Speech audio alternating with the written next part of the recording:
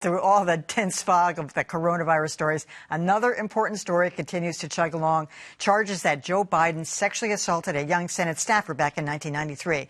The story has been investigated by numerous outlets, including the New York Times. And while Joe Biden himself emphatically denies the charges, his accuser, Tara Reade, has more to say.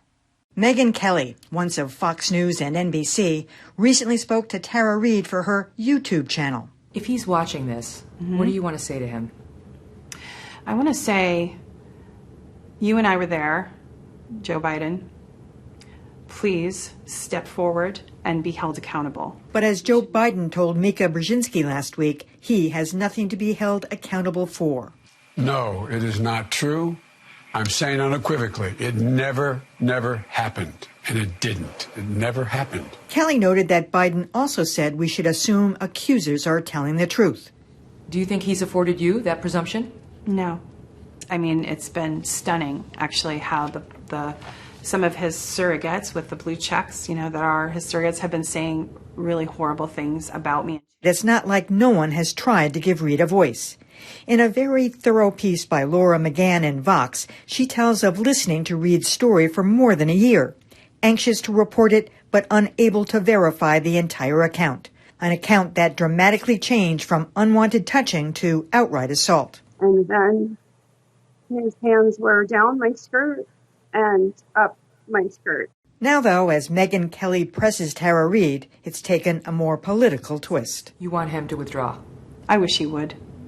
But he won't, but I wish he would. That's how I feel emotionally. Do you want an apology? I think it's a little late. All right, we're back with Sue O'Connell along with Callie Crossley of WGBH News, joining us from a separate studio, and Jon Keller of WBZ News. John, the headlines all over CNN and other networks say Tara Reade is calling for Biden to pull out of the race. But that's not really what happened. She was sort of prompted by Megyn Kelly, and then she said, I wish he would. But that, to me, the bigger news was that she's willing to take a lie detector test, that she's standing by her story, and she's not backing down. Well, Emily, there's been a lot of sketchy handling of this story by various media outlets at various times. And let's be honest about it, shall we? I mean, I'll preface this by saying that stories of abuse like this, we know they do happen. It's reprehensible when it happens. It needs to be reported and dealt with honestly and fairly. But the story is sketchy. It keeps changing. It's not verified in any substantive way. There were no witnesses. There's no paper trail, at least not that has emerged yet. And as a political matter, I don't think this story is anything more than sort of a sideshow to the real issues at play. Look around you. You really think voters are going to head into the booth or fill out their absentee ballots in November based on whether they think Tara Reade or Joe Biden is telling the truth? I doubt it. Well, I have to say that I think that John makes an interesting point. But I'm going to just refer to something that Heather Cox Richardson wrote. She's a professor of history at Boston College. She wrote this last week or in one of her newsletters. And she talks about the attempts to control the political narrative and to get Biden to jump through hoops, she says, that Trump ignores is classic gaslighting. And she raises the point, like, why are nobody pushing on Trump to answer the questions of the 27 women or however many there are? This is not to say that Tara Reade could be wrong. She might be right. But to John's point, there's usually some kind of thread. And unfortunately, even at this moment, it is on the woman to usually come up with some evidence that supports what she's saying. That is not fair. At least we've gotten to the point where we can listen.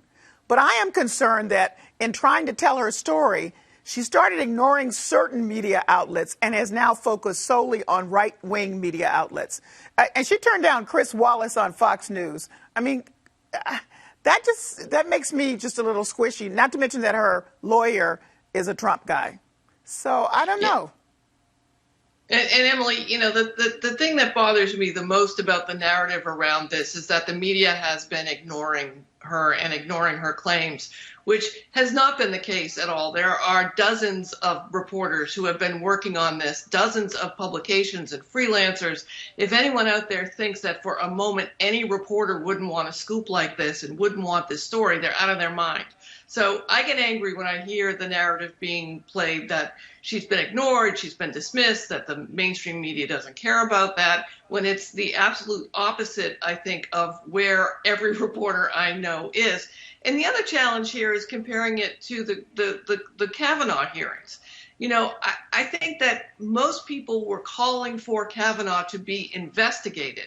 The media, again, looking for substantiation, to look to see, to see and verify if these claims were true. I think most people would say the same. If we're going to have this discussion, then let's have as full an investigation as we can around the claims against Joe Biden. Now, granted, to everybody else's point, a lot of the claims that are being made, they're hard to investigate because it happened a long time ago. There isn't a paper trail. There are issues of privacy, and there's also issues of security. So it's a hard place for everyone to be, but I think it's being approached by the media, at least, with eyes wide open. I tell you, Jon, I give her credit, though. She's not backing down. She's not running away.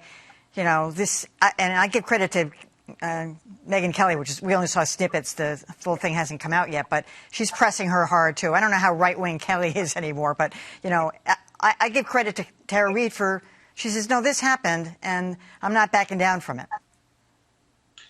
Well, I'd love to be able to join you in giving her credit. I think as a reporter myself, we thrive on the courage of brave people who take all sorts of risks, particularly in this vicious social media environment, to try to get the truth out.